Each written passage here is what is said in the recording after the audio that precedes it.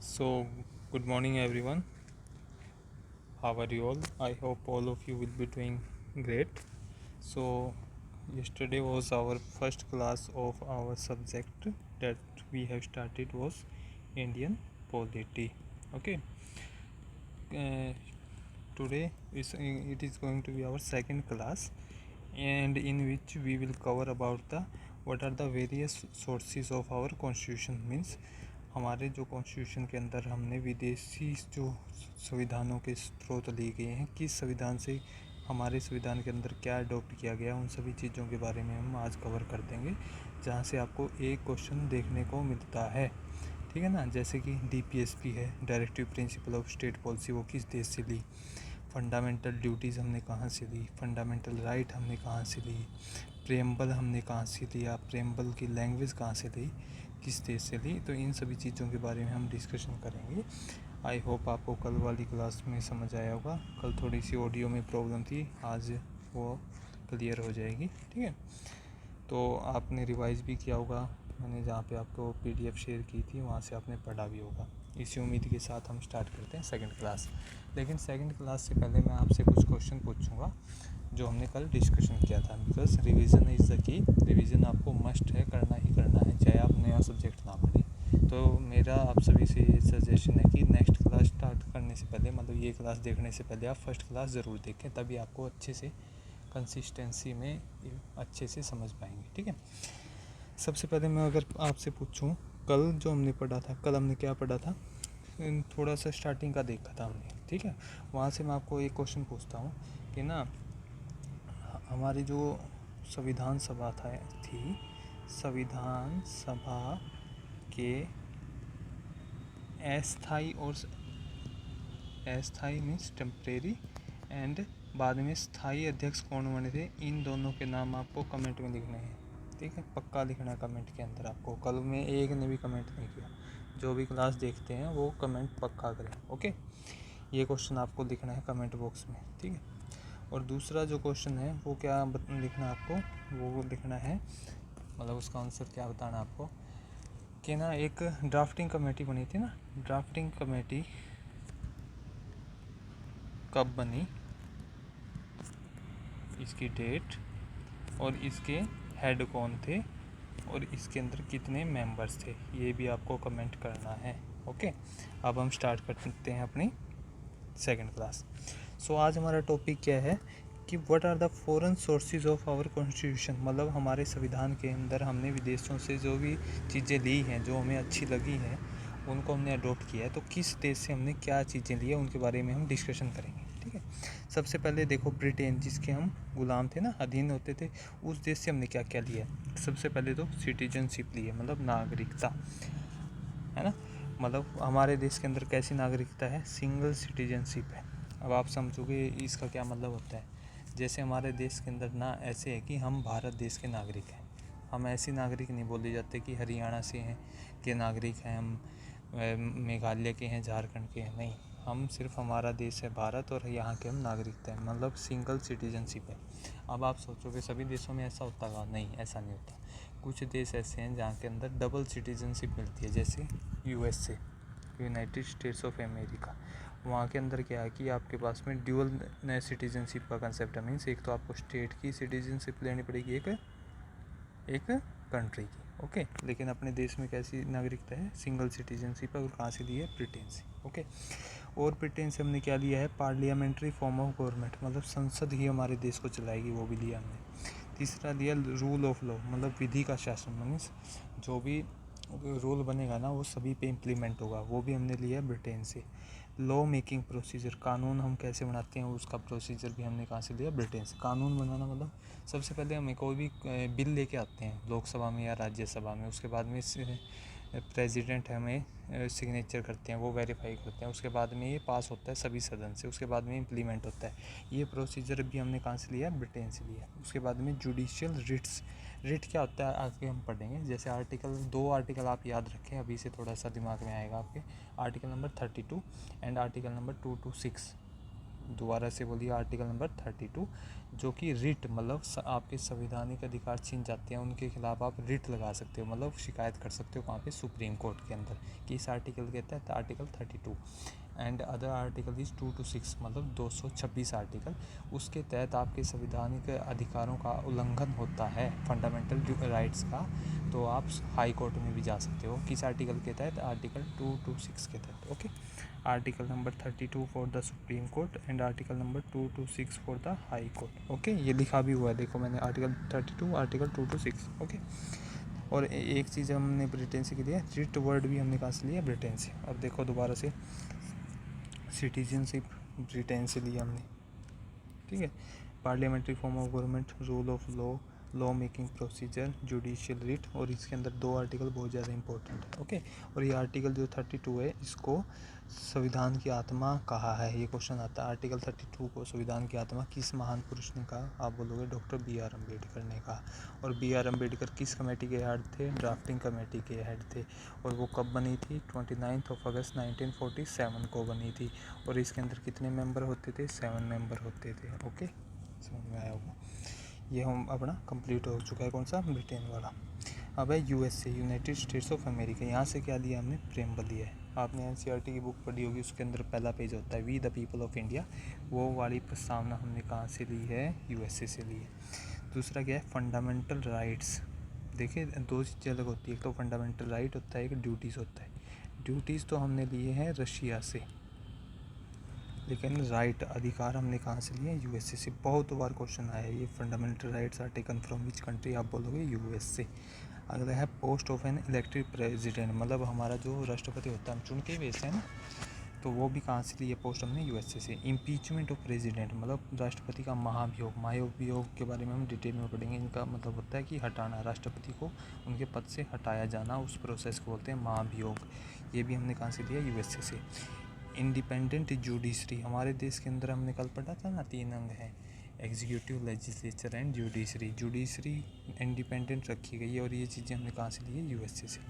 और एक चीज़ और है, फेडरल फॉर्म ऑफ गवर्नमेंट भी कहाँ से ली है? USA से। समझ में आई बातें? दोबारा से रिवाइज करते हैं। देखो USA से हमने लिया एक तो preamble, fundamental rights, post of and elected present और उनको हटाने का प्रोसीजर भी, और इंडिपेंडेंट जुडिशरी और federal form of government USA से लिए। 2 हमने पढ़ दिया, अब तीसरा पढ़ते हैं। देखो एक रह गया ये, सुप्रीमेसी ऑफ सुप्रीम कोर्ट। देखो सुप्रीम मतलब सुप्रीम चीज़ें, मतलब सबसे ऊपर वाली चीज़ें, वो क्या अपने देश के अंदर? Supreme court. ये भी कहाँ से लिया हमने? USA से लिया। ओके, अब है आयरलैंड। आयरलैंड से मैं क्या क्या लिया हमने, वो बात करेंगे।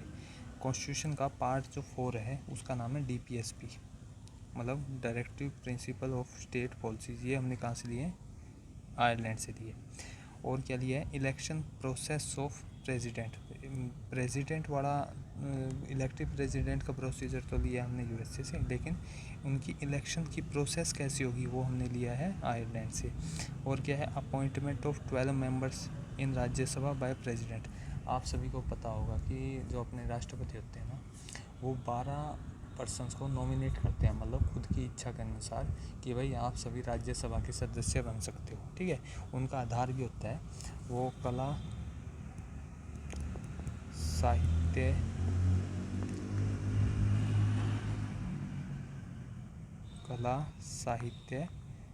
मतलब आपको इसको मैं ट्रिक बता देता हूँ आपको। आपने देखा होगा ये देखा है ना, एक मिनट, CLASS क्लास, ठीक है। इसकी पूरी ट्रिक होती है कि ना, 4 आधार होते हैं अपने किस पे? संविधान के अंदर राज्यसभा के 12 सदस्यों को जो नामांकित करते हैं ना, उनके 4 आधार होते हैं, कला, साहित्य, समाज सेवा। देखो A से बनेगा आर्ट, S से बनेगा सोशल सर्विस, S से क्या बनेगा? साइंस, L से बनेगा लिटरेचर।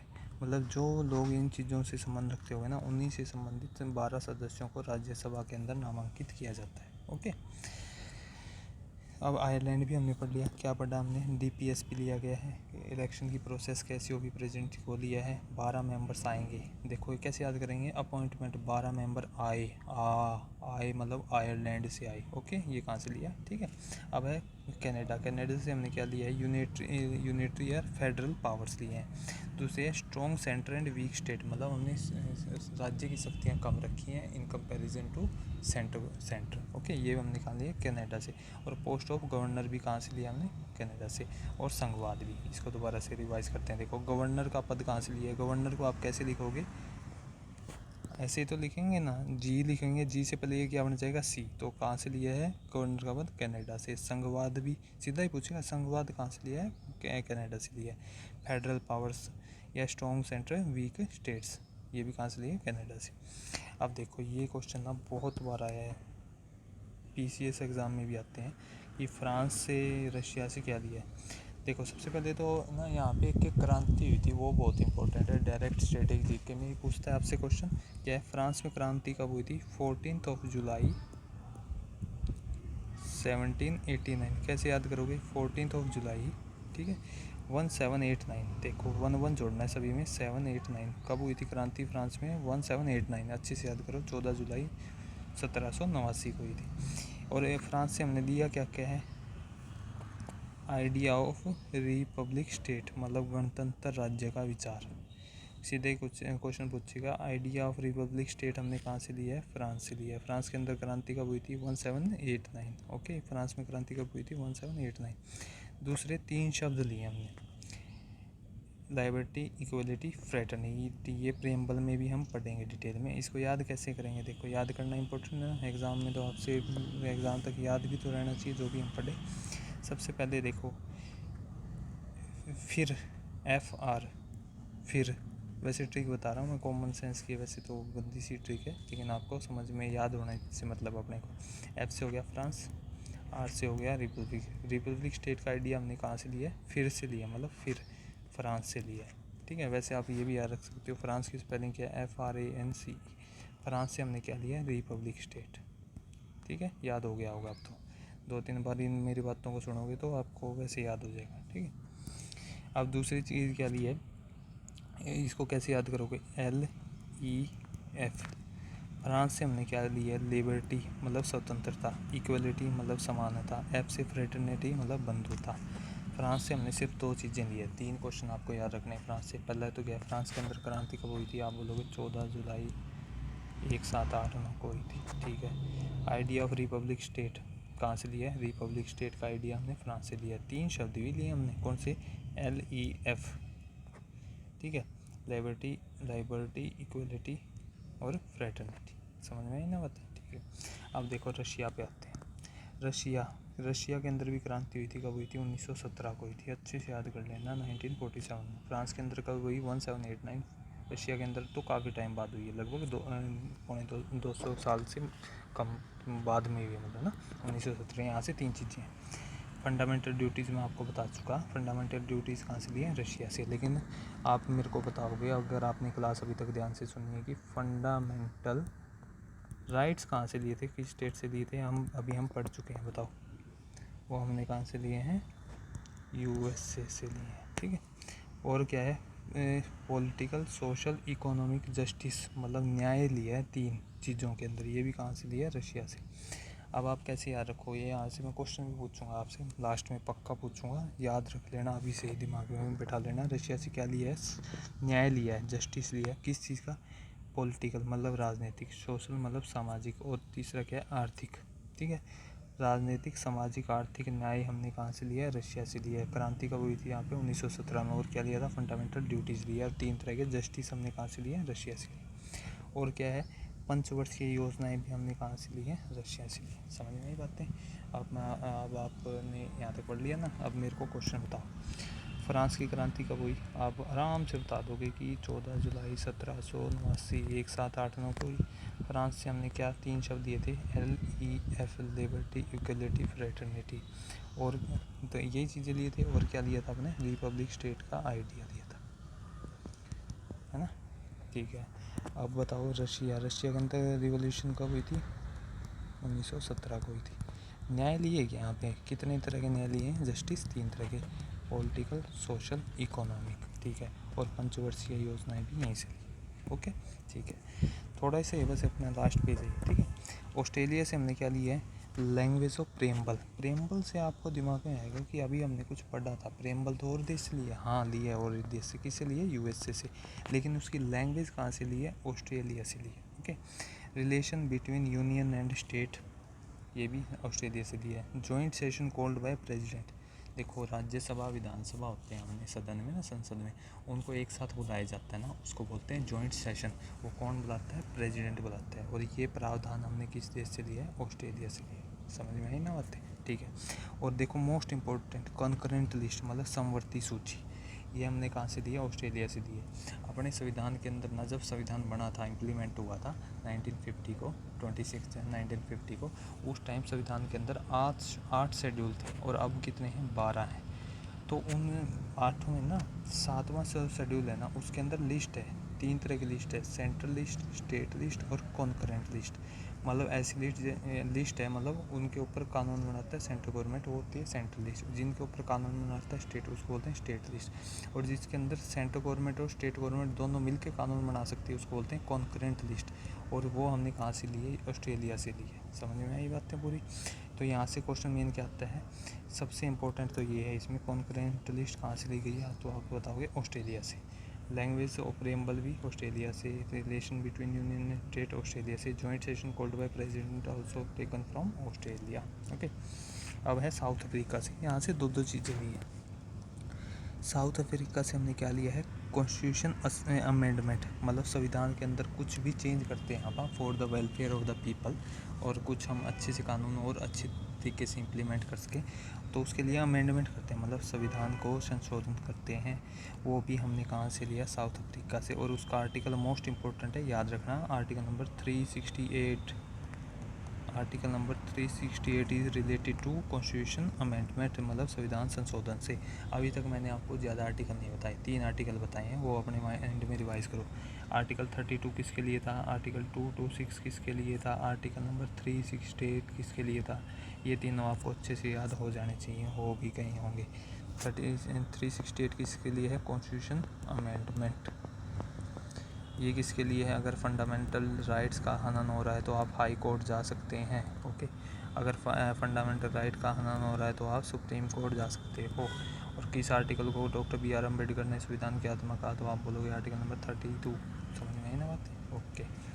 अब है अगला क्या है, साउथ अफ्रीका से हमने एक चीज़ और ली है, election of member of Rajya Sabha. देखो राज्यसभा के सदस्यों का निर्वाचन की प्रोसेस भी कहाँ से ली गई है, साउथ अफ्रीका से। अब मेरे को एक क्वेश्चन आप बताओगे कि ना, इलेक्शन प्रोसेस ऑफ प्रेसिडेंट कहाँ से ली गई है, पोस्ट तो प्रेसिडेंट की ली गई है यूएसए से, लेकिन इलेक्शन प्रोसेस लिया गया है आयरलैंड से।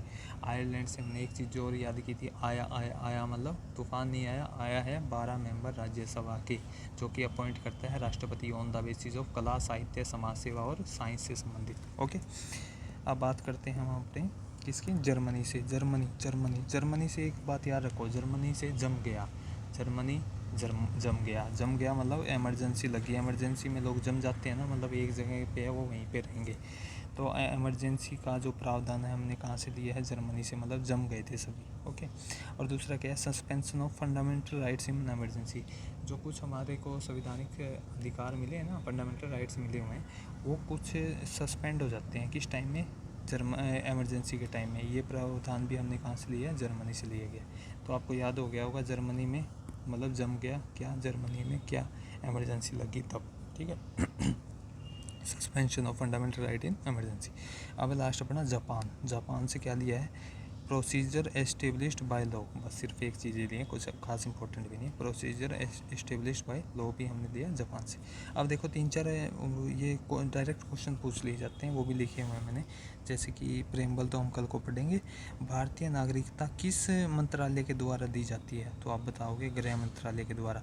और इसके जो मिनिस्टर हैं वो कौन हैं, ये आप कमेंट करके बताओगे, ठीक है।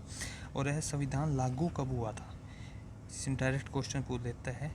मार्ग शीर्ष शुक्ल सप्तमी संवत 2006 विक्रमी, इस दिन संविधान लागू हुआ था, देखो, ठीक है। और हमारा संविधान किस प्रकार का है, नम्य और अनम्य दोनों प्रकार का है। और संविधान दिवस हम कब मनाते हैं, ये तो कल भी बताया था, 26 नवंबर को। समझ में आई बातें, दोबारा रिवाइज करता हूँ। भारत की नागरिकता किसके द्वारा दी जाती है, गृह मंत्रालय के द्वारा। और इसके मिनिस्टर कौन है, कमेंट बॉक्स में लिखो। संविधान लागू कब हुआ, मार्ग शीर्ष शुक्ल सप्तमी मार्ग शीर्ष शुक्ल सप्तमी संवत 2006 विक्रमी को। और किस प्रकार का अपना संविधान नम्य और अनम्य है। संविधान दिवस कब मनाया जाता है? 26 नवंबर। ओके, अब मैं आपसे पूछता हूँ कुछ क्वेश्चन जिनके जवाब आपको देने हैं ना, कमेंट करने हैं। पहला तो है, क्या है? पोस्ट ऑफ प्रेसिडेंट किस देश से ली है ना, कमेंट करोगे। नेक्स्ट क्वेश्चन क्या है? फंडामेंटल ड्यूटीज किस देश से ली हैं। और तीसरा है, ये क्वेश्चन मैंने आपको बोला था ना मैं पूछूंगा वो से, ये मैं ऑप्शन भी दूंगा। अब आपको बताना है which of the following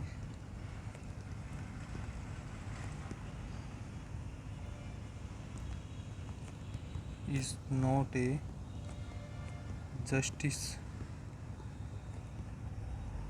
taken from Russia.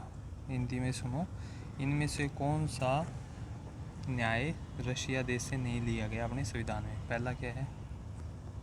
Political justice,